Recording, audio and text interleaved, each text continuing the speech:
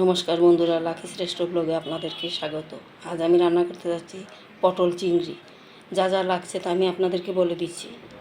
প্রথমেই লাগছে কিউব করে কেটে রাখা পটল, চিংড়ি মাছ, তেল, হলুদের গুঁড়া, মরিচের গুঁড়া, ধনিয়ার গুঁড়া, জিরার গুঁড়া, লবণ, পেঁয়াজ কুচি, কাঁচামরিচ, তেল ও পরিমাণ মতো পানি।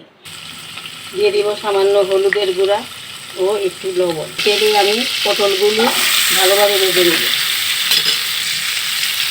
হলুদ ও লবণ দিয়ে। এবার ফোড়নের জন্য দিয়ে দিব তেজপাতা, কেটে রাখা পেঁয়াজ কুচি, ভালোভাবে ভেজে নেব। পেঁয়াজ ভাজা হয়ে গেছে, এবার গুলে রাখা মশলাটা দিয়ে দিব। মশলাটা ভালোভাবে কষিয়ে নেব।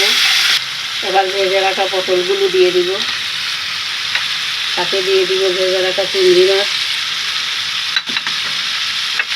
পরিমাণ মতো লবণ দিয়ে ভালোভাবে কষিয়ে ভালো হয়ে গেছে। এবার দিয়ে দিব ফুটিয়ে রাখা গরম জল, দুটো কাঁচামরিচ দিয়ে ঢেকে দিব। বন্ধুরা, তৈরি হয়ে গেল আমার পটল চিংড়ি। এবার উপর থেকে সামান্য ধনিয়া পাতা কুচি ছিটিয়ে দিব, দিয়ে দিব সামান্য পরিমাণ গরম মশলার গুঁড়া। এবার নামিয়ে ফেলব। বন্ধুরা, তৈরি হয়ে গেল আমার পটল চিংড়ি।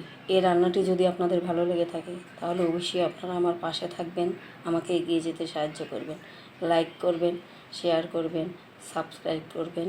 ধন্যবাদ বন্ধুরা।